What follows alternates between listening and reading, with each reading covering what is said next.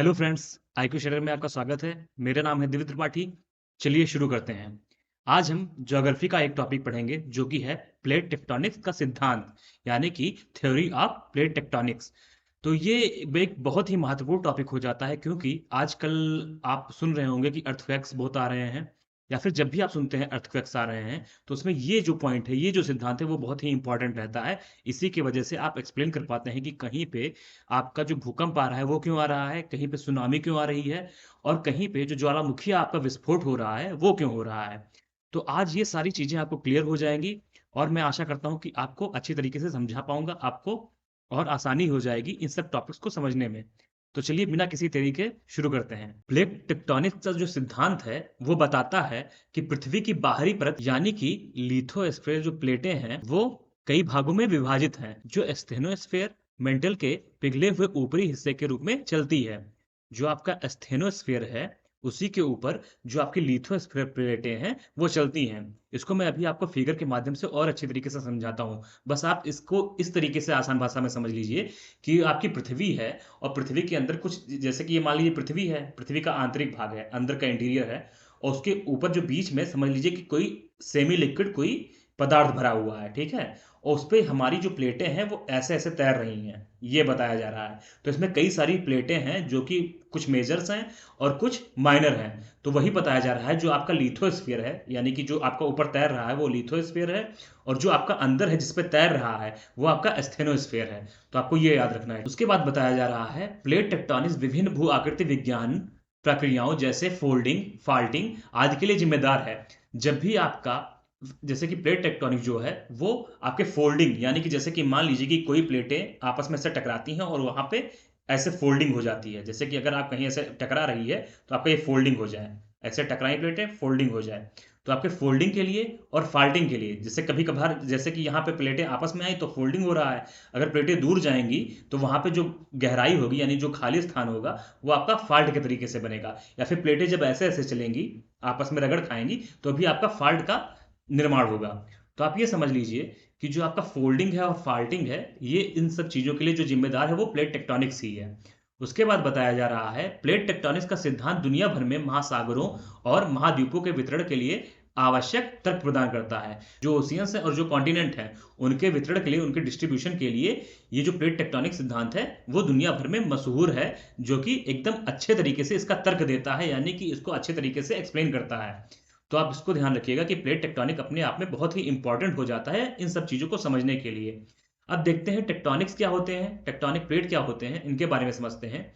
एक tectonic plate, जिसे lithosphere plate के रूप में भी जाना जाता है, महाद्वीपीय और समुद्री लिथोस्फीयर दोनों से बनी ठोस चट्टान का एक विशाल अनियमित आकार का स्लैब है। जैसे कि मान लीजिए इसमें बताया जा रहा है कि हमारे पृथ्वी पे कुछ ओशियनिक प्लेटें हैं। जैसे ओशियन जो हमारा है, जैसे कि पानी है, आप पानी तो देखते हैं, लेकिन उसका भी कोई सरफेस होगा ना। तो जो वो सरफेस होता है, उस सरफेस को हम लोग कहते हैं जो आपकी ओशियनिक प्लेट होती है, यानी महासागरीय जो प्लेट होती है, जिसमें हमारा जो समुद्र होता है वो टिका रहता है। तो जो समुद्र वाली प्लेटें होती हैं, जैसे कि आप समझ लीजिए, एक पहले हो गया आपका जिस जो भूभाग वाली प्लेटें यानी महाद्वीपीय प्लेटें, उसके बाद ये आपका हो गया जो नीचे दबा हुआ है, वो आपका समुद्री प्लेटें हो गई, ठीक है? तो इसमें आप देख सकते हैं ये जो पार्ट होता है इसे ही हम लिथोस्फीयर कहते हैं, ठीक है? तो ये हमारा लिथोस्फीयर हो जाता है। इसमें आपका जो कॉन्टिनेंटल जो आपका है महाद्वीपीय जो प्लेट है लिथोस्फीयर, उसे भी शामिल करते हैं, और जो ये है आपका जो समुद्र वाला भाग है यानी ओशियन वाला जो भाग है, उस लिथोस्फीयर को भी सम्मिलित करते हैं। इसमें आप समझ सकते हैं सीमा और सियाल भी आप नाम सुना होगा, वो भी इससे इंटर रिलेटेड है, वो भी आपको समझ में आ जाएगा। अगर अभी तक आपने हमारा एक वीडियो जो कि है पृथ्वी की आंतरिक संरचना के बारे में यानी इंटीरियर ऑफ द अर्थ के बारे में, तो उसको आप देख लीजिए जिससे कि आपको समझने में और आसानी हो। ये आपका लिंक दिया हुआ है, आप इस पे क्लिक करके आप देख सकते हैं। लेकिन पहले ये वीडियो आप समझ लीजिए। इसमें ये है कि आपका ये महाद्वीपीय प्लेट हो गई, यानी कि जो कि आपका बाहर रहती है, ओशियन के जो बाहर रहती है जिसमें हम लोग रहते हैं, वो आपका हो गया कॉन्टिनेंटल प्लेट। कॉन्टिनेंटल यानी महाद्वीपीय। और ये आपका जो हो गया जो महासागर के अंदर रहता है, तो महासागरीय प्लेट। तो ये सभी आपस में लिथोस्फीयर का ही पार्ट रहते हैं। और इसके नीचे जो आपका स्टेनोस्फीयर पाया जाता है, जो आपका दुर्बल मंडल पाया जाता है, यानी ये जो पार्ट होता है, ये आपका प्लास्टिक स्टेज में होता है, यानी कि जो अर्ध तरल अवस्था में होता है, जो ना कि पूरा ठोस है ना ही पूरा एकदम से लिक्विड है। ये मैग्मा के तरीके से होता है, आप इसको समझ सकते हैं। और इसी पे हमारी जो ओशियनिक प्लेटें होती हैं और जो आपका कॉन्टिनेंटल प्लेटें होती हैं वो इस पे तैरा करती हैं। कोई कोई प्लेटें दूर जाती हैं, कोई कोई प्लेटें आपस में लड़ती हैं, और कोई कोई प्लेटें ऐसे आपस में रगड़ खाती हैं। जैसे कि मान लीजिए कोई तरल माध्यम में कोई प्लेट तैर रही है, आपस में टूट रही हैं, तो कुछ हो सकता है इधर तैर जाए, कुछ हो सकता है इधर तैर जाए, और कुछ होता है आपस में ही लड़ जाती हैं, कुछ होता है कि आपस में रगड़ खाती हैं। तो इस तरीके से आपका ये क्रिया करता है। मैं आशा करता हूँ कि आपको लिथोस्फेयर और ये सब जो आपको महाद्वीपीय प्लेट और महासागरीय प्लेट है इसमें आपको अंतर समझ में आ गया होगा। अब चलिए बात करते हैं नेक्स्ट, इसमें समझते हैं। और उसके बाद प्लेटों का आकार कुछ सौ से लेकर हजारों किलोमीटर तक होता है।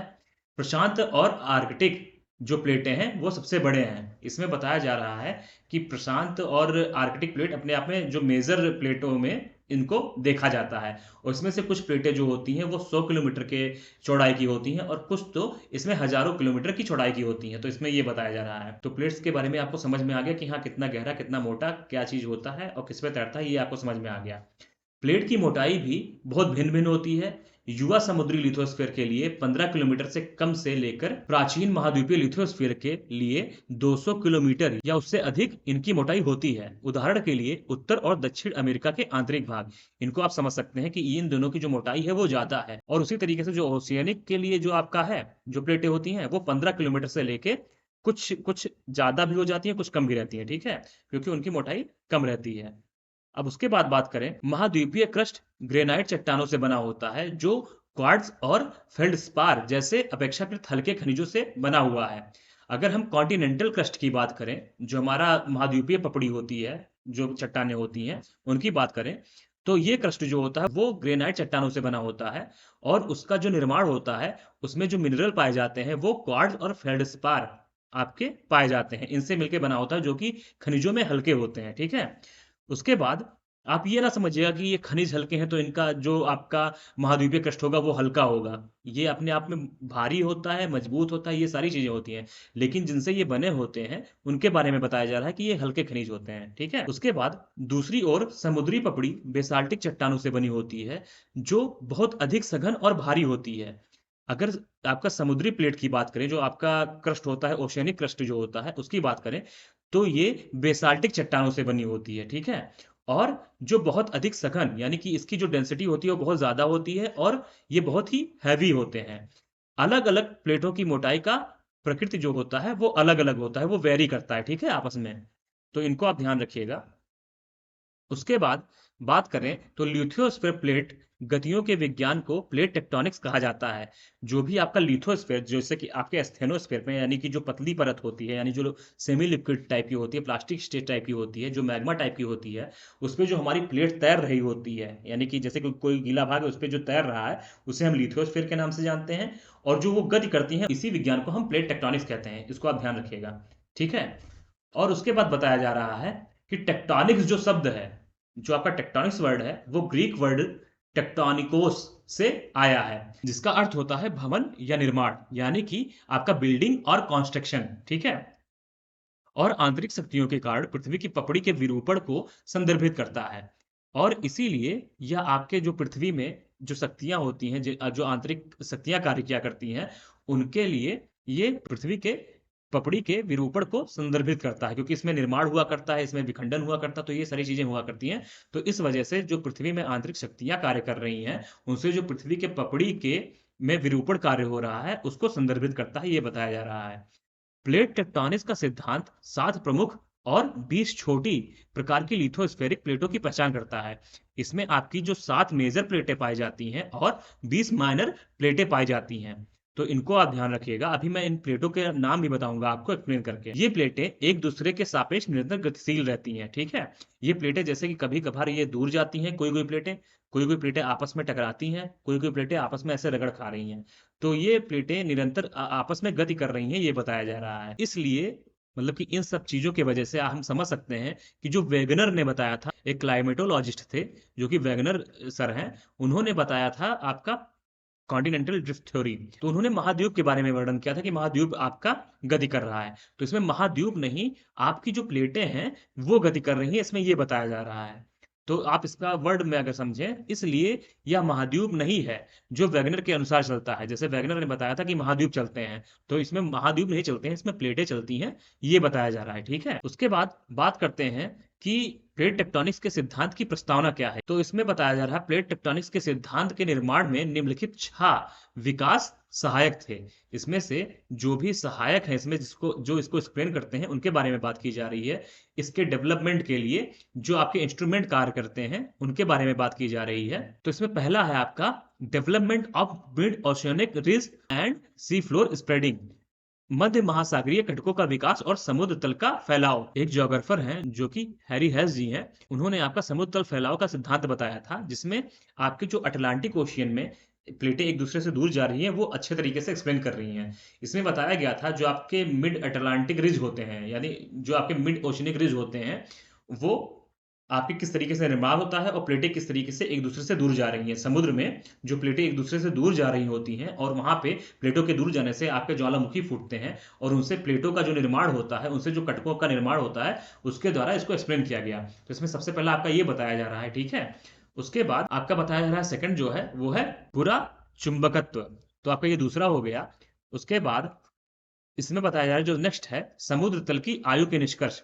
इसमें जो जब आपका जो समुद्र तल है, उसमें जब ये प्रसार हो रहा था, तो उसमें जो ज्वालामुखी से निकल रहे थे जो भी पदार्थ हैं, यानी जो भी मैटर्स हैं, तो उनकी जो आयु होती थी, जैसे कि एक बार विस्फोट हुआ तो यहाँ पे जो पास में आया रहेगा वो नवीन रहेगा, यानी जो नया रहेगा जो पास में गिरेगा। लेकिन जो पहले से ही जम रहा है उसकी आयु बहुत पुरानी होगी। तो इसी तरीके से इसमें बताया गया कि ये जो आपका प्रसार सिद्धांत है, यानी समुद्र तल इस प्रसार जो हो रहा है, वो एकदम सही घटना है, यानी कि प्लेटें आपस में दूर जा रही हैं, इसमें कुछ गति हो रही है, ये एक्सप्लेन कर रहा है। तो ये आपका एक समझ लीजिए एक्सप्लेनेशन था, जिससे कि हम इसको मजबूत तरीके से समझ सकते हैं। ठीक है, प्लेट टेक्टोनिक्स के लिए ये एक अच्छा आपका प्रस्तावना तैयार करता है। उसके बाद जो आपका अगला है वो है द्वीप चाप और पनडुब्बी खाइयों की खोज, यानी discoveries of island arc and submarine trenches. जो भी आपके गर्त पाए जाते हैं उनके बारे में, जो भी आपकी खाइयां पाई जाती हैं उनसे, और जो आपके द्वीपीय चाप हैं, यानी जो द्वीपों के द्वारा जो चाप बना हुआ है, जैसे आपका एंटिलीज हो गया, बाकी सारे जो द्वीप पाए जा रहे हैं, वो इन्हीं का आपका समर्थन करते हैं। वो इसको एक्सप्लेन करते हैं अच्छे तरीके से, जैसे कि लगता है कि प्लेटें आपस में टकराई हैं या फिर प्लेटें दूर गई हैं। तो इस तरीके से आपका ये सारी चीजें एक्सप्लेन कर रही हैं, ये आपकी प्रस्तावना तैयार कर रही है। उसके बाद अगला है ज्वालामुखी और भूकंप का सटीक प्रलेखन। जो भी आपके वॉल्केनो और अर्थक्वेक्स हैं, उनके लिए जो डॉक्यूमेंटेशन का कार्य है वो अच्छे तरीके से इसमें समझा जा सकता है। उसके बाद अति संवेदनशील भूकंप क्षेत्रों की पहचान और ज्वालामुखी गतिविधियों के लिए संवेदनशील स्थान। तो ये सारी चीजें आपके प्लेट टेक्टोनिक्स से ही रिलेटेड हैं, और इन सारी चीजों को देख के कहा जा सकता है कि प्लेटें आपस में गतिमान हैं और उसमें ये सारी क्रियाएं हो रही हैं। तो ये भी आपका एक पॉइंट हो जाता है। उसके बाद आपका हॉट स्पॉट्स की पहचान, उनकी ताकत, आकार और पूर्वव्यापी इजेक्शन। तो इसमें बताया जा रहा है जो आपका हॉट स्पॉट का जो आइडेंटिफिकेशन है, और आपके स्ट्रेंथ जो है, साइज जो है, और आपका जो रेट्रोस्पेक्टिव इजेक्शन है, उसके द्वारा भी आपका ये एक्सप्लेन होता है प्लेट टेक्टोनिक्स के लिए। तो इसको भी आप समझ सकते हैं। तो ये सारी चीजें उनका समर्थन करती हैं कि हाँ, इन सारी चीजों पे ये डिपेंड करता है कि आपकी प्लेट टेक्टोनिक्स जो थ्योरी है वो एकदम सही है और इन सब चीजों को एक्सप्लेन भी करती है। तो चलिए देखते हैं, आगे समझते हैं इस चीज को। जैसा कि मैं आपको फिगर के माध्यम से एक बार समझा रहा हूं, जो मैंने बताया कि सी फ्लोर स्प्रेडिंग। तो यहाँ पे आप देख रहे हैं कि एक छोटे त्रिभुज के आकार में आपकी छोटी छोटी पहाड़ियों का एक क्रम तैयार होता है। जैसे कि त्रिभुज को ऐसे आप पहाड़ियां हैं, छोटी छोटी पहाड़ियां हैं, उनको आपस में मिला दिया जाए तो रिज का काम करती हैं। तो इसमें ये हुआ है, आप देख सकते हैं यहाँ पे प्लेटें ऐसे दूर गई हैं। ठीक है, ये प्लेट दूर गई है, आप यहाँ एरो देख सकते हैं, ब्लैक एरो से दिखाया गया है, आपको मैं रेड करके दिखा रहा हूँ यहाँ पे।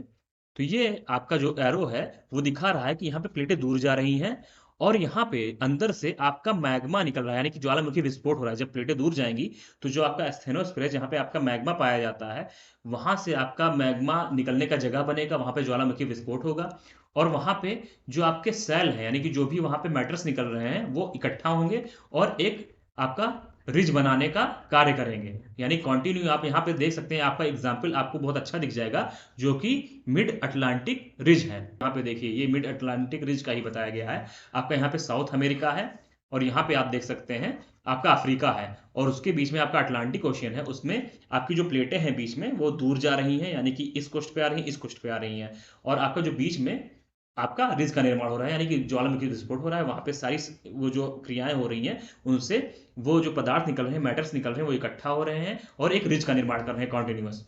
तो आप इनको ध्यान रखिएगा, ये कई हजार किलोमीटर में विस्तृत है पूरा आपके ओशियन में। और जो आपके ओशियन में जैसे कि मान लीजिए यहाँ पे विस्फोट हो रहा है, तो यहाँ पे नए नए चीज इकट्ठा होंगे। जहां पे आपका विस्फोट होगा तो नई नई पदार्थ आपके वहीं पे पास में ही इकट्ठा होंगे। लेकिन ये जो दूर है वहां पे आपके पुराने पदार्थ इकट्ठा होंगे, पुराने पदार्थ इकट्ठा होंगे। और उसके बाद जो सबसे लास्ट में पाया जाता है वो सबसे पुराने पाए जा रहे हैं, ठीक है। इनको रिसर्च किया गया और इनका जो एज पाया गया वो आपस में यहाँ पे देखा गया कि जो आपके ज्वालामुखी के पास है यानी रिज के पास है वो यंग है, और उसके बाद जो उससे दूर है वो ओल्ड होते जा रहे हैं। तो ये भी आपको एक्सप्लेन करता है जो सी फ्लोर स्प्रेडिंग है, ठीक है। ये आपका हो गया, एक प्रस्तावना देता है, इससे आपको समझ में आ गया होगा। उसके बाद प्लेट टेक्टोनिक्स का सिद्धांत क्या है इसके बारे में समझते हैं। तो प्लेट टेक्टोनिक सिद्धांत पृथ्वी के स्थल मंडल की बड़े पैमाने पर गतियों की व्याख्या करता है। तो यहाँ पे जो भी पृथ्वी में स्थल मंडल में यानी कि लिथोस्फीयर में जो भी आपके लार्ज स्केल पे जो मोशन हो रहे हैं उनके बारे में ये बता रहा है। और उसके बाद जो प्लेट वर्ल्ड सबसे पहले यूज किया गया था वो 1965 में यूज किया गया था, जो कि आपके टूजो विल्सन के द्वारा यूज किया गया था। आप इसको याद रखिएगा, विल्सन जी को याद रखिएगा, जो कि प्लेट वर्ड यूज करने के लिए सबसे पहले माने जाते हैं, ठीक है। उसके बाद हालांकि इस सिद्धांत को 1962 में हैरी हैश द्वारा प्रस्तावित किया गया था। 1962 में हैरी हैश के द्वारा प्रस्तावित किया गया, और इनके साथ ही कई सारे और भी ज्योग्राफर्स थे जो कि भूगोलवेत्ता थे, उन्होंने भी इसको एक्सप्लेन किया, जिनमें आपके मॉर्गन, मैकेंजी और पार्कर और होम्स भी आते हैं। ये भी बहुत महत्वपूर्ण है, इन्होंने भी इसको एक्सप्लेन किया था, इसमें मदद की थी, ठीक है। तो आप याद रखिएगा कि 1962 में हैरी हैश के द्वारा इसको एक्सप्लेन किया गया, उसमें मदद जो की थी वो मॉर्गन, मैकेंजी, पार्कर और होम्स ने भी की थी। और प्लेट वर्ड का अगर आए, प्लेट वर्ड किसने यूज किया था सबसे पहली बार, तो 1965 में टूजो विल्सन के द्वारा किया गया था, आप ये याद रखिएगा। उसके बाद इसे महाद्वीपों के बहाव और समुद्र तल के विस्तार के बारे में सबसे जटिल और व्यापक परिकल्पना माना जाता है। और यह वेगनर के महाद्वीपीय बहाव सिद्धांत पर एक सुधार है। जो वेगनर है, अल्फ्रेड वेगनर जी जो थे, वो एक जलवायु वैज्ञानिक थे। उन्होंने आपका दिया था कॉन्टिनेंटल ड्रिफ्ट थ्योरी, यानी कि महाद्वीपीय प्रवाह सिद्धांत। तो उन्होंने ये बताया था, उसी को ये अच्छे तरीके से समझाने के लिए उसमें ये सुधार करने के रूप में जाना जाता है, क्योंकि उन्होंने जो एक्सप्लेन किया था उसमें ये एक्सप्लेन नहीं कर पाए थे कि प्लेटें क्यों तैर रही हैं, यानी कि प्लेटें क्यों गति कर रही हैं, ये वो एक्सप्लेन नहीं कर पाए थे। तो ये जो सिद्धांत है वो अच्छे तरीके से इनकी मदद करता है, इसमें सुधार करता है, और एक्सप्लेन करने में बहुत ही अच्छा माना जाता है, बहुत सी सटीक माना जाता है। इस सिद्धांत के अनुसार पृथ्वी की पपड़ी कई बड़े और छोटे टुकड़ों में विभाजित है, जिन्हें प्लेट कहा जाता है। जैसा कि मैंने आपको बताया है कि आपकी 7 प्लेटें जो हैं वो मेजर हैं, और जो आपकी 20 प्लेटें हैं वो माइनर हैं। तो ऐसे कई टुकड़ों में बटी हुई हैं और आपस में गति कर रही हैं, ठीक है। ये लिथोस्फेरिक प्लेटें लगभग 100 किलोमीटर मोटी हैं। ये प्लेटें अर्ध पिघले हुए स्टेनोस्फीयर के ऊपर तैर रही हैं। ये सारी चीजें आपको समझ में ही आ गई होंगी। जो आपकी लिथोस्फेरिक प्लेटें हैं वो छोटे से लेके बड़ी होती हैं, यानी कि आपकी माइनर से लेके मेजर भी होती हैं। अगर महाद्वीपीय प्लेटों की बात करें तो जो आपका अरब प्लेट है उसके बारे में समझ सकते हैं। अगर महासागरीय प्लेट की बात करें तो आपका प्रशांत प्लेट है, उसके बारे में समझ सकते हैं। और कभी कभी महाद्वीपीय और महासागरीय प्लेटें, यानी कि इन दोनों को आपस में मिला के भी देखा जाता है, जैसा कि आपका इंडो ऑस्ट्रेलियाई प्लेटें हैं, तो इसको भी आप समझ सकते हैं। तो आपका ये हो गया। उसके बाद महासागरीय प्लेटें पतली होती हैं और ज्यादातर सिमेटिक क्रस्ट से बनी होती हैं, जबकि महाद्वीपीय प्लेटें जो होती हैं वो भारी होती हैं और ज्यादातर सियालिक क्रस्ट से बनी होती हैं। आपका सीमा और सियाल के बारे में आपने पढ़ा होगा, तो आपका सीमेटिक के बारे में बताया जा रहा है कि सीमेटिक यानी कि सीमा आपका, यानी इसमें सिलिका और मैग्नीशियम आपका ज्यादा मात्रा में पाया जाता है, तो उसे हम सीमेटिक क्रस्ट कहते हैं, ठीक है।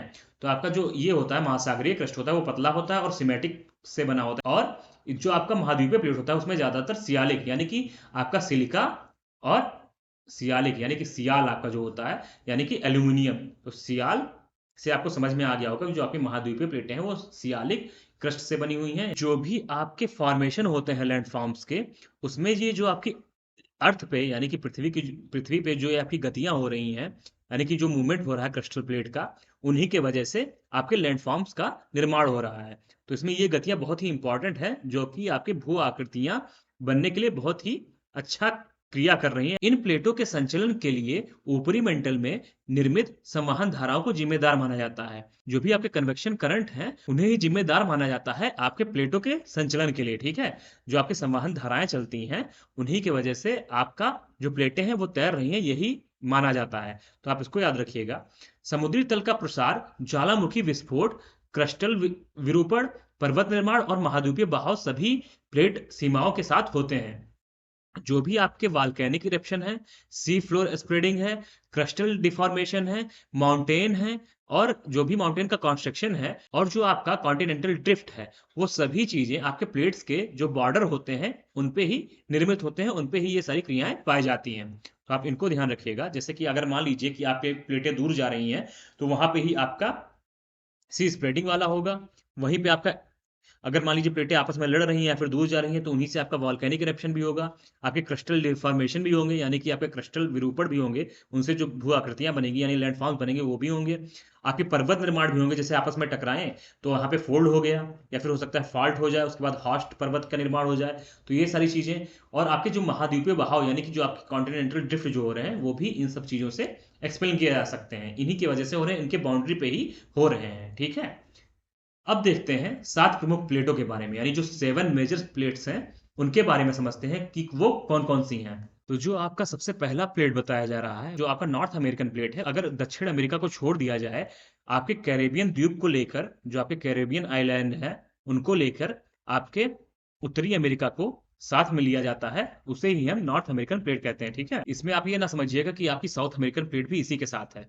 जो आपका साउथ अमेरिकन प्लेट है वो सेकंड है। उसमें आपके जो आते हैं वो आपका वेस्टर्न अटलांटिक फ्लोर, जो आपका है separation from north American plate along with the Caribbean island. ये जो आपकी दक्षिणी अमेरिका प्लेट में वो सारे शामिल होंगे।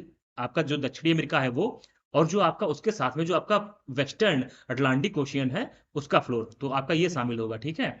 उसके बाद जो आपका पैसिफिक प्लेट है वो होगा, जो कि सबसे बड़ी प्लेट पाई जाती है। उसके बाद आपका फोर्थ जो है वो है अंटार्कटिका और उसके आसपास के जो प्लेटें हैं उनको, ठीक है? उसके बाद यूरेशियन प्लेट और जो उससे सटे हुए समुद्री प्लेट है उनको भी इसमें ज्वाइंट किया जाता है, ठीक है? उनको भी इसके अंदर लिया जाता है। उसके बाद आपका Africa with the eastern Atlantic floor plate, जो आपका अफ्रीका है और जो आपका पूर्वी अटलांटिक प्लेट है वो आपका लिया जाता है। उसके बाद इंडिया, ऑस्ट्रेलिया, न्यूजीलैंड प्लेट, तो इन सबको साथ में लिया जाता है। तो आप ये भी ध्यान रखिएगा, इंडियन प्लेट को कभी कभार अलग भी दिखा दिया जाता है, लेकिन आपके इंडिया, ऑस्ट्रेलिया और न्यूजीलैंड को साथ में दिखाया जाता है मेजर प्लेट्स में, ठीक है?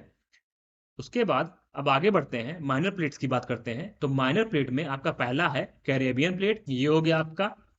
उसके बाद न्यूबियन प्लेट, उसके बाद कोकोस प्लेट, उसके बाद फिलीपींस प्लेट आपका हो गया। उसके बाद कैरोलिन प्लेट, उसके बाद ओखोटस्क प्लेट, उसके बाद आपका हो गया जुआन डे फुका प्लेट, उसके बाद आपका हो गया स्कॉसियन प्लेट, उसके बाद आपका हो गया जुआन फर्नांडिस माइक्रो प्लेट, उसके बाद आपका हो गया पूर्वी माइक्रो प्लेट, उसके बाद आपका हो गया ईरानी प्लेट, उसके बाद आपका होगा सोमानियन प्लेट, उसके बाद आपका हो गया साउथ सैंडविच प्लेट। तो ये सारी प्लेटें हो गई आपकी 13। उसके बाद जो 7 बची हुई हैं उनके बारे में बात करते हैं। आपका हो गया उसके बाद 14वां जो है 14th है अरेबियन प्लेट, उसके बाद म्यांमार प्लेट, उसके बाद सोलोमन प्लेट, उसके बाद अनाटोलियन प्लेट। अनाटोलियन प्लेट इस बार बहुत ही इंपॉर्टेंट है, इसको आप याद रखिएगा, इस पे आप स्टार बना लीजिए। अनाटोलियन प्लेट जो है उसी पे है ये आपका टर्की पाया जाता है। जो टर्की आपका स्थित है वो अनाटोलियन प्लेट ही है। जो आपका उसका मूवमेंट हो रहा है, उस प्लेट का मूवमेंट हो रहा है, उसके वजह से ही आपका वहां पे भूकंप आया और वहां पे बहुत ही बड़ी त्रासदी देखी गई है, जिसमें आपके 25,000 से ज्यादा लोग मारे गए हैं। तो आप इसको समझ सकते हैं कि ये अपने आप में बहुत ही इंपॉर्टेंट हो जाता है, जो कि आपका एनाटोलियन प्लेट है। आपसे पूछ सकता है कि टर्की आपका किस प्लेट का हिस्सा है, ठीक है? तो आप बताइएगा एनाटोलियन प्लेट। उसके बाद आपका फिजी प्लेट हो गया, उसके बाद आपका हो गया नाजका प्लेट, उसके बाद आपका हो गया बिस्मार्क प्लेट। तो ये आपके टोटल हो गए 20 और वो हो गए मेजर 7। अब बात करते हैं प्लेट संचरण की दर, उसकी रेट क्या होती है। जो आपके जो गतिशील प्लेटें हैं, जो आपकी मूवमेंट कर रही है प्लेटें, उनकी स्पीड क्या है। तो हैरी हेस ना तो समुद्र तल की विशेषताओं और ना ही महाद्वीपों की गति की व्याख्या करते हैं। जो हैरी हेस जी हैं उन्होंने इसका एक्सप्लेन नहीं किया था कि उनकी इंपॉर्टेंस क्या है, उनके फीचर्स क्या हैं और उनकी गति क्या है। जो महाद्वीप है, कॉन्टिनेंट्स हैं, उनका मूवमेंट का जो स्पीड है वो क्या है, तो उन्होंने ये एक्सप्लेन नहीं किया था। उसके बाद टेक्टोनिक प्लेट की गति बाद में इसको मापा गया, इसको बाद में समझा गया, कई सारे ज्योग्राफर्स ने इसको अध्ययन किया, उसके बाद पता लगाया। कि टेक्टोनिक प्लेट्स की जो गति होती है प्रति 100 वर्ष में 6 फीट से कम से लेकर प्रति 100 वर्ष में 66 फीट यानी कि 1.83 से लेके 20.1 मीटर पर 100 ईयर्स के तरीके से गति करती है। और ये दरें प्राचीन अतीत में तेज रही होंगी, यानी कि अगर देखा जाए एंशियंट टाइम का तो ये उस टाइम पे और तेज रहा होगा, लेकिन इस टाइम की बात करें तो ये आपका 100 वर्ष में 6 फीट कम से लेके आपका 66 फीट तक गति करती हैं। तो आप इसको याद रखिएगा। उसके बाद बताया जा रहा है कि 33 फीट प्रति 100 वर्ष यानी कि आपका 10 सेंटीमीटर पर ईयर की औसत दर से एक टेक्टोनिक प्लेट 10 लाख वर्षों में 62.5 मील यानी कि लगभग 100 किलोमीटर चल सकती है। तो ये सारी चीजें हैं जो कि आपका जो डेटा है, फैक्ट्स हैं, उनके बारे में आप ध्यान रखिएगा। अब यहाँ पे एक फिगर के माध्यम से हम लोग देखते हैं कि प्लेटें कौन कौन सी पाई जा रही हैं, मेजर प्लेटें कौन कौन सी हैं। तो यहाँ पे आपको नॉर्थ अमेरिकन प्लेट के बारे में मैंने बताया था। तो नॉर्थ अमेरिकन प्लेट देखिए आप, यहाँ पे आपका कैरेबियन प्लेट को भी ले लिया है और उसके बाद जो भी इससे रिलेटेड हैं उनको ले लिया गया है, ठीक है। तो ये आपकी जो भी आपके यहाँ पे एक सेम कलर से दिखाई जा रही है नॉर्थ अमेरिकन प्लेट के बारे में, तो आप इनको ध्यान रखिएगा जहाँ पे मैं आपको बहुत ही अच्छा डिजाइन बना के दिखा रहा हूँ।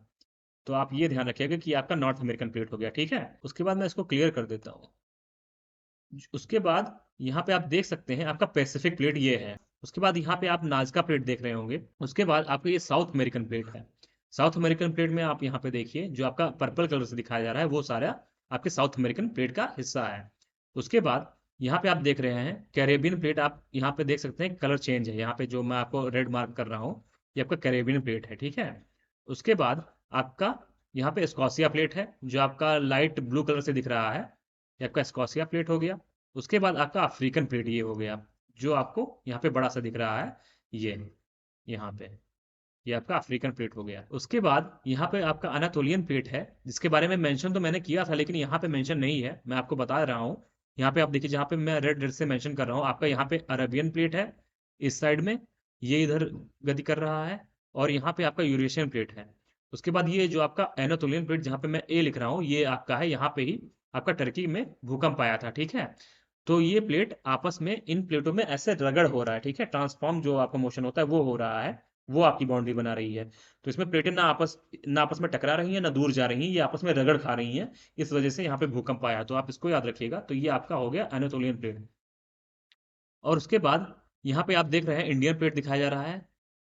इंडिया के बारे में आप तो जानते ही हैं, यहाँ पे आपका इंडिया है, ये देखिए ये इंडिया है। यहाँ पे आपकी यूरेशियन प्लेट जो है वो ऊपर से आ रही है और आपकी इंडियन प्लेट नीचे से आपकी टकराई है, उसी की वजह से यहाँ पे हिमालय का निर्माण हुआ है। आप समझ सकते हैं यहाँ पे हिमालय का निर्माण हुआ है, ठीक है। इसके बाद आप यहाँ पे एक और प्लेट है ऑस्ट्रेलियन प्लेट, तो आप इसको भी याद रखिएगा। उसके बाद यहाँ पे आपका यूरेशियन प्लेट हो गया जो आपका ग्रीन कलर से दिख रहा है। और यहाँ पे आधा पार्ट जो इसका है ये दूसरा कोई नहीं है, आपका यूरेशियन प्लेट जिसको आपको अलग तरीके से, जैसे आप राउंड है ना पृथ्वी, तो आपका आधा यूरेशियन इधर दिखा दिया गया है, तो आपका आधा जो बचा हुआ था वो इधर इस साइड पे दिखा दिया गया है। तो आप इसको याद रखिएगा। अब यहाँ पे देख रहे होंगे कि यहाँ पे कई सारे एरो बने हुए हैं, ठीक है। यहाँ पे देखिए ये ईस्ट साइड पे बना हुआ है, यहाँ पे ये इस साइड पे बना हुआ है, जो कि यूरेशियन और नॉर्थ अमेरिकन प्लेट है, वो आपस में एक दूसरे से दूर जा रहे हैं। यहाँ पे भी आप देखिए उसके ऊपर भी आपका ये एक दूसरे से दूर जा रहे हैं। जैसे कि जो जो एरो उल्टे ही बने हुए हैं, यानी कि वो प्लेटें एक दूसरे से दूर जा रही हैं। जो प्लेटें आपस में एक दूसरे की तरफ आ रही हैं, यहाँ पे आप देख सकते हैं ये जो आपका कैरेबियन प्लेट है और जो आपका कोकोस प्लेट है वो आपस में एक दूसरे से टकरा रहे हैं। ऐसे ही आपका इंडियन प्लेट और यूरेशियन प्लेट जो है वो एक दूसरे से के पास आ रहे हैं ये भी। तो ये आपका हो जाता है अभिसारी सीमा, ठीक है। आपका ये कन्वर्जेंस बाउंड्री हो जाती है। और उसके बाद जो आपका दूर जा रहा है वो डाइवर्जेंट बाउंड्री हो जाती है, तो इसको आप याद रखिएगा। और जो ये आपका यहाँ पे मोशन हो रहा है ये देखिए एक दूसरे से रगड़ खा रहे हैं, ठीक है। तो एक बार ट्रांसफॉर्म बाउंड्री हो जाता है, तो इसको आप याद रखिएगा। ये आपस में एक दूसरे से रगड़ खा रहे हैं। और कुछ होते हैं जो दूर जा रहे हैं, तो दूर जाने वाले आपको यहाँ पे ये दिख गए, एरो के माध्यम से समझ सकते हैं। जो तीर का मुंह आपस में टकरा रहा हो तो वो प्लेटें आपस में टकरा रही हैं, ठीक है। वो अभिसारी सीमा है, वो उसमें कन्वर्जेंस हो रहा है। और जो प्लेटें एक दूसरे से दूर जा रही हैं वो डाइवर्जेंट बाउंड्री बना रही हैं, यानी कि वो अपसारी सीमा बना रही हैं। और जो ट्रांसफॉर्म सीमा बना रही हैं, यानी कि एक दूसरे पे रगड़ खा रही हैं, तो उसमें ना कोई प्लेटें बनती हैं ना उसमें कोई प्लेटें नुकसान होता है, वो सिर्फ आपस में रगड़ खाती हैं जिससे भूकंप आता है और आपकी संरक्षित सीमा का निर्माण करती हैं या फिर रूपांतरित सीमा का निर्माण करती हैं। तो आप इनके बारे में याद रखिएगा। तो आपको मोटा मोटा आपको समझ में आ गया हो तो इस तरीके से मैंने इसको एक्सप्लेन किया है। अब चलिए जिन बाउंड्रीज के मैं बारे में बात कर रहा था उनको मैं अच्छे तरीके से आपको समझा दूं, इसलिए मैंने उसको अच्छे तरीके से एक्सप्लेन कर दिया है। जैसे कि मैंने बात की थी, अभी बोला था मैंने डाइवर्जेंट बाउंड्री बोला था, उसके बाद आपको बोला था कन्वर्जेंट बाउंड्री, उसके बाद बोला था मैंने ट्रांसफॉर्म बाउंड्री। तो इन सब चीज़ों को आसान तरीके से समझ लेते हैं। जो आपकी डाइवर्जेंट बाउंड्री होती है, यानी कि जो आपकी डाइवर्जेंट प्लेट सीमा होती है, अपसारी सीमा होती है, उनके बारे में समझते हैं। वे प्लेटें जो लगातार एक दूसरे से दूर जाती हैं। अगर प्लेटें ऐसे दूर जा रही हैं, यानी कि यहाँ पे तीर देखिए आपका दूर जा रहा है, प्लेटें ऐसे हैं, प्लेटें दूर जा रही हैं, ठीक है, दूर जा रही हैं, तो उन्हें हम कहते हैं डाइवर्जेंट प्लेट। यहाँ पे मैं आपको फिगर भी दिखा देता हूँ। ये यहाँ पे देखिए जो आपका नॉर्थ अमेरिकन प्लेट है और जो आपका यूरेशियन प्लेट है, यहाँ पे देखिए आपका डाइवर्जेंट बाउंड्री बन रहा है। यहाँ पे भी देखिए दूर जा रही है, यहाँ पे भी दूर जा रही हैं, और उसके बाद यहाँ पे भी दूर जा रही हैं, तो इस तरीके से यहाँ पे भी दूर जा रही है, तो ये आपका डाइवर्जेंट बाउंड्री बनाता है। तो ये आपको समझ में आ गया होगा। इस प्रकार की इस प्रकार की अन्योन्य क्रिया के परिणाम स्वरूप मध्य महासागर कटक, जैसे कि मध्य अटलांटिक कटक का निर्माण होता है। जब ये प्लेटें एक दूसरे से दूर जाती हैं तो वहां पे ज्वालामुखी क्रियाएं होती हैं, यानी कि वाल्केनिक क्रियाएं होती हैं, वाल्केनिक इरेप्शन होता है। उसके बाद वहां पे प्लेटों का निर्माण होता है, यानी कि आपके रिज बनते हैं, जो एक छोटे से पर्वतीय तरीके से क्रम के रूप में, यानी कि एक क्रमिक रूप में आपका रिज का निर्माण करते हैं, जो जैसा कि मैंने आपको पिछले फिगर में दिखाया था। ठीक है, तो वहां पे रिज बन जाते हैं। यहाँ पे बेसाल्टिक मैग्मा इकट्ठा होता है, जैसे कि जो आपका रिज का निर्माण होता है वो बेसाल्टिक मैग्मा की वजह से होता है, ये आप ध्यान रखिएगा, ठीक है। उसके बाद बताया जा रहा है अफ्रीकी और सोमाली प्लेटों के विचलन से निर्मित पूर्वी अफ्रीकी दरार घाटी महाद्वीप पर सबसे महत्वपूर्ण भू आकृति विज्ञान विशेषता है। तो आप इसके बारे में भी ध्यान रखिएगा कि ये प्लेटों के विचलन की वजह से, यानी कि प्लेटों के मूवमेंट की वजह से, ये अपने आप में सबसे अच्छा जियोमॉर्फोलॉजिकल फीचर्स को शो करता है। जब भी आपका डायवर्जेंट बनता है, यानी कि यहाँ पे प्लेटें एक दूसरे से दूर जाती हैं, तो यहाँ पे आपका जो, जैसे कि प्लेटें दूर गई तो वहां पे ज्वालामुखी विस्फोट हुआ और वहां पे प्लेटों का नया निर्माण हुआ, ठीक है। तो जब आपका डाइवर्जेंट बाउंड्री बनती है, यानी डाइवर्जेंट जो आपका एज होता है, वहां पे प्लेटों का निर्माण होता है, वो निर्माण करने वाली सीमा बनाती है। तो आप इसको समझ सकते हैं। तो इस वजह से इसको रचनात्मक किनारा कहते हैं, आपका कॉन्स्ट्रक्टिव एज कहते हैं, आप इसको याद रखिएगा। और यहाँ पे आपका जब दूर जाती है प्लेटें, तो आपका जो वॉल्केनिक इरेप्शन है वो आम बात होती है, वो जो फॉर्मेशन होता है वो कॉमन होता है, ठीक है। अगर विचलन मार्जिन की बात करें, यानी कि जो आपकी डाइवर्जिंग मार्जिन होता है उसकी बात करें, तो वहां पे आपके भूकंप जो होते हैं वो आम बात होती है, वहां पे भूकंप आते ही रहते हैं, ये बताया जा रहा है। और जो उनके फोकल होते हैं वो बहुत ही उथले होते हैं। जो आपका डाइवर्जेंट प्लेट बाउंड्री है उसमें देखिए यहाँ पे प्लेटें दूर जा रही हैं, आपका व्हाइट से जो प्लेटें दूर जा रही है शो किया जा रहा है व्हाइट एरो से, ये प्लेटें दूर गई। यहाँ पे आपका जो मैग्मा था वो आपका देखिए ऊपर, यहाँ पे स्पेस मिला, ये आपका ऊपर आया, यहाँ पे प्लेटों का निर्माण हुआ, ठीक है, ये आपका रिज बन गया, ये आपका रिज बन गया, उठा हुआ भाग, जैसे कि एक लाइन से उठा हुआ भाग, जहाँ पे आपका बेसाल्टिक मैग्मा इकट्ठा हो गया है और एक पर्वत के रूप में लाइन से, छोटे पर्वत के रूप में लाइन से बना हुआ है, ठीक है। तो यहाँ पे प्लेटों का निर्माण होता है, आप ये ध्यान रखिएगा, रिज और प्लेटें, रचनात्मक सीमा, ये सारी चीजें इसी से रिलेटेड है, आप इसको ध्यान रखिएगा, ठीक है। और यहाँ पे इसी वजह से जब प्लेटें दूर जाती हैं, विस्फोट होता है, तो वहां पे भूकंप भी आते रहते हैं, तो ये सारी चीजें यहाँ पे कॉमन है। उसके बाद आता है अभिसरण प्लेट सीमाएं, जो कि आपकी कन्वर्जेंट बाउंड्री होती है, प्लेट बाउंड्री होती है, उनके बारे में बात करें तो यहाँ पे प्लेटें आपस में टकराती हैं, यानी कि वहां पे दूर जा रही थी, यहाँ पे प्लेटें आपस में टकराती हैं, जैसे कि आपका इंडियन प्लेट हो गया और यूरेशियन प्लेट हो गया, तो ये आपस में टकरा रही थी। जब महाद्वीपीय और महासागरीय प्लेटें टकराती हैं तो महासागरीय प्लेट जो पतली और सघन होती है, महाद्वीपीय प्लेट जो मोटी और कम सघन होती है, एक तरफ ढकेल दी जाती है। तो कुल मिला के आप ये समझ लीजिए कि जब भी आपका कम घनत्व वाला जो प्लेट रहता है, उसमें जो अधिक घनत्व वाला प्लेट रहता है, जब टकराता है तो अधिक घनत्व वाला उसके अंदर चला जाता है, ठीक है। और उसके बाद जो आपका कम घनत्व वाला रहता है वो ऊपर ही रहता है, ठीक है। तो उसको ढकेलता है, पुश करता है और वो अंदर चला जाता है, क्योंकि उसका घनत्व ज्यादा रहता है, ठीक है। तो आप इसको ध्यान रखिएगा। उसके बाद सबडक्शन के रूप में जानी जाने वाली प्रक्रिया में महासागरीय प्लेट मेंटल में नीचे चला जाता है। तो महासागरीय जो प्लेट रहती है, जब वो टकराती है, जो वो अंदर की तरफ जाती है, तो वहां पे आपका जो गर्मी रहता है, यानी जो तापमान रहता है वो बढ़ जाता है, और वहां पे आपके कई सारे रेडियो एक्टिव जो पदार्थ पाए जाते हैं, उनसे तापमान बहुत ज्यादा, वहां पे हीट जनरेट होती है और वो मैग्मा के रूप में बदल जाते हैं। वही आपका स्टेनोस्फेयर का एक निर्माण करते हैं, आप समझ लीजिए, क्योंकि वो तरल अवस्था में रहता है। तो वहां पे जब जाते हैं तो उसके बाद फिर जब वो तरल अवस्था में होते हैं तो ऊपर आने की कोशिश करते हैं, तो ऊपर जब धक्का लगाते हैं तो वही ज्वालामुखी विस्फोट के रूप में आपकी क्रिया होती है, क्योंकि जब प्लेटें अंदर जाती हैं, पिघलती हैं, और उसके बाद पिघलने के बाद एक क्रम में, जैसे कि यहाँ पे ऐसे एक चक्र की तरह से चला करता है। ये पिघलती हैं, फिर ऊपर आती हैं, फिर ऊपर धक्का देती हैं, वहाँ पे ज्वालामुखी क्रियाएँ होती हैं, कुछ कुछ तो पर्वत का निर्माण करती हैं, तो इस तरीके से यहाँ पे क्रियाएँ चलती रहती हैं। तो यही बताया जा रहा है कि जब महासागरीय प्लेट मेंटल में जाती है, उसके बाद वहाँ पे तापमान ज़्यादा हो जाता है, ठीक है? उसके बाद उसी में बताया जा रहा है, तो लगभग 160 किलोमीटर पे जब जाती हैं, तो उनका तापमान इतना ज़्यादा हो जाता है कि पिघलने की अवस्था में आ जाती हैं। उसके बाद वो आंशिक तरीके से पिघली हुई होती हैं और उसके बाद महाद्वीप अभिसरण प्लेट सीमाओं का सबसे सक्रिय उदाहरण हिमालय पर्वत श्रृंखला होता है, ठीक है? जो भी आपकी इंडियन प्लेट है और आपका जो यूरेशियन प्लेट है, जब यहाँ पे टकराई हैं, वहाँ पे आपका हिमालय पर्वत का निर्माण हुआ है। ये आपका सबसे अच्छा उदाहरण के तौर पे जाना जाता है। तो आप इसको याद रखिएगा।